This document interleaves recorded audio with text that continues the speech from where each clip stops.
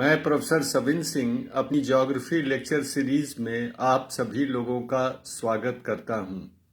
आज हम जलवायु परिवर्तन के कारकों या सिद्धांतों के अंतर्गत एटमॉस्फेरिक डस्ट हाइपोथेसिस और कार्बन डाइऑक्साइड थियरी की विवेचना करेंगे। एटमॉस्फेरिक डस्ट पार्टिकल्स के अंतर्गत हम ठोस कणकीय पदार्थों जैसे धूल के कण, नमक के कण, पराग के कण, ज्वालामुखी धूल और राख तथा एरोसॉल को सम्मिलित करते हैं।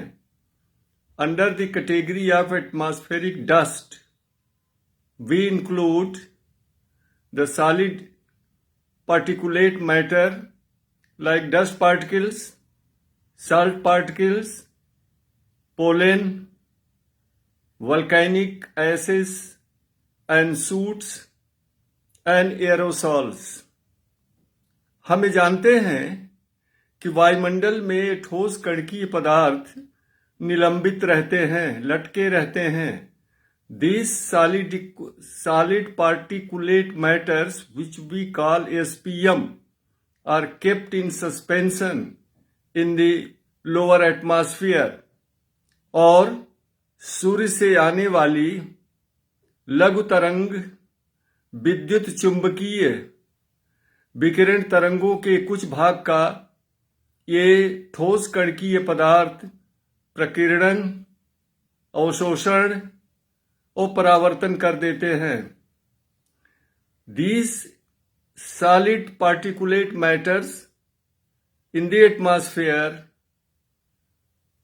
scatter, absorb and reflect some portion of incident incoming short wave solar radiation, जिनमें से एक अनुमान के अनुसार 23% ऊष्मा ऊर्जा का प्रकीर्णन हो जाता है। According to one estimate, about 23% of incoming solar radiation is scattered, of which 6% is sent back to space and 17% reaches the earth's surface as diffuse daylight।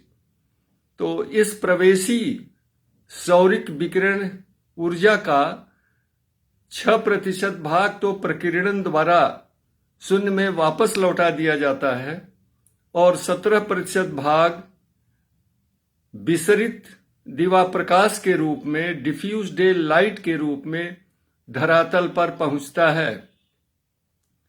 तो ये जब डस्ट पार्टिकल्स जो है वायुमंडल में अधिक हो जाते हैं तो एक पृथ्वी के चारों तरफ एक मोटी धूल की चादर बन जाती है जो सौरिक विकिरण तरंगों का या तो परावर्तन कर देती है या कुछ भाग का अवशोषण कर लेती है और पृथ्वी से जो बहिर्गामी पार्थिव विकिरण होता है उनका या तो उनको वापस जो है धरातल पर भेज देती है और ज्यादातर सौरिक विकिरण तरंगे धरातल तक नहीं पहुंच पाती हैं। अंधेरा छा जाता है और तापमान में गिरावट हो जाती है और शीत पर्यावरण का सूत्रपात होता है। These the veils of dust particles around the earth scatter, absorb and reflect some portion of incident energy and they stop the solar radiation waves reaching the earth's surface and they radiate the terrestrial radiation towards the earth and therefore the temperature decreases and cool environment sets in। एक उदाहरण लेते हैं। 27 अगस्त सन 1883 ईस्वी में जावा और Sumatra के बीच सुंडाल जल डमरू मध्य में स्थित क्राकाटाओ पर एक विस्फोटक ज्वालामुखी का उद्भेदन हुआ था। There was a violent volcanic eruption on the island of Krakatau, situated in Sunda Strait between Java and Sumatra, on 27th of August 1883, जिससे 100 मिलियन टन्स ज्वालामुखी पदार्थों का वायुमंडल में उत्सर्जन हुआ था और 70,000 वर्ग किलोमीटर के क्षेत्र में ज्वालामुखी से उत्सर्जित ज्वालामुखी धूल आदि का बिखराव हो गया था. About 100 million tons of fragmental materials were ejected as high as up to 32 kilometers up to the middle of stratosphere, and the volcanic materials were spread over an area of 70,000 square kilometers. और उत्सर्जित पदार्थों का जो पूरा volume था वो 20 से 53 cubic kilometre था. इसका नतीजा क्या हुआ कि पृथ्वी के चारों तरफ ज्वालामुखी धूल और राख की एक मोटी परत छा गई, जिस कारण सौरिक विकिरण तरंगें धरातल तक बहुत कम पहुंच पाईं और धरातल से होने वाले विकिरण का भी पुनर्विकिरण धरातल की तरफ हो गया. Consequently, a thick veil of volcanic dust and ashes were formed around the earth, which obstructed some portion of incident solar energy reaching the earth's surface. There was a complete darkness for many days together. With the result, the receipt of solar insolation on the earth's surface decreased by 10 to 20%. इस तरह से पृथ्वी के धरातल पर सूर्य से प्राप्त होने वाली ऊष्मा ऊर्जा में 10 से 20% की कमी हो गई और ये माहौल 1884 से 1886 तक बना रहा 2 वर्षों तक और धरातली तापमान में बड़े पैमाने पर गिरावट हुई.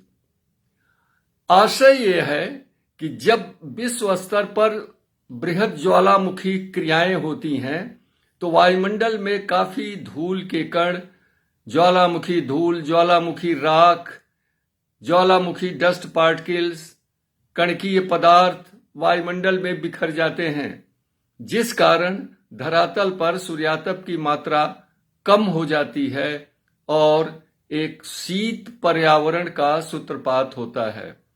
अब हम लेते हैं कार्बन डाइऑक्साइड थ्योरी. जैसा कि हम जानते हैं कि कार्बन डाइऑक्साइड सर्वप्रमुख ग्रीन हाउस गैस है, जिसका फंक्शन ये होता है कि सूर्य से आने वाली विकिरण तरंगों के लिए तो ये पारदर्शक होती है, लेकिन पृथ्वी से होने वाला बहिर्गामी जो पार्थिव विकिरण होता है उसका यह अवशोषण कर लेती है और कुछ भाग का पृथ्वी की ओर पुनः विकिरण कर देती है. As we know, carbon dioxide is a major green house gas which allows the solar radiation to reach the Earth's surface without any hindrance, but it absorbs the outgoing terrestrial radiation and it re-radiates some portion of outgoing radiation towards the Earth. With the result, there is a warming impact of carbon dioxide on the Earth's surface and the lower atmosphere.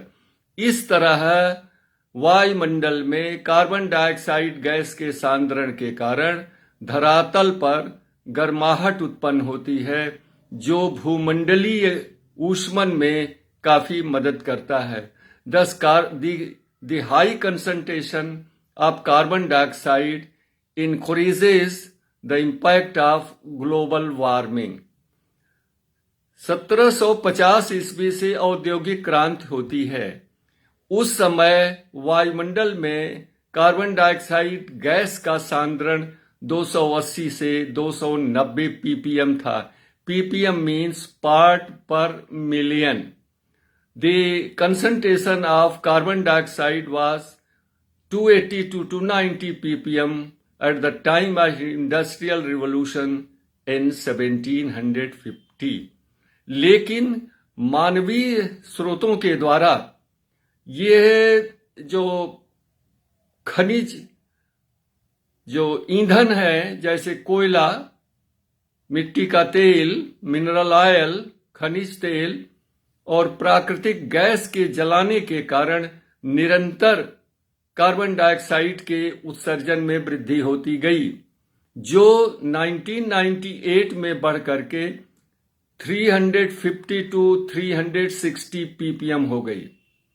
The concentration of carbon dioxide increased to 350 to 360 ppm due to emission of greenhouse gases carbon dioxide through the burning of fossil fuels like coal, mineral oil and natural gas। और इसकी monitoring के लिए एक UNO की संस्था है, inter governmental panel on climate change, IPCC, जो प्रति 4 वर्षों में अपनी रिपोर्ट प्रस्तुत करती है। इसके अनुसार वर्तमान समय में कम से कम वायुमंडल में कार्बन डाइऑक्साइड का सांद्रण 400 ppm तक पहुंच गया है।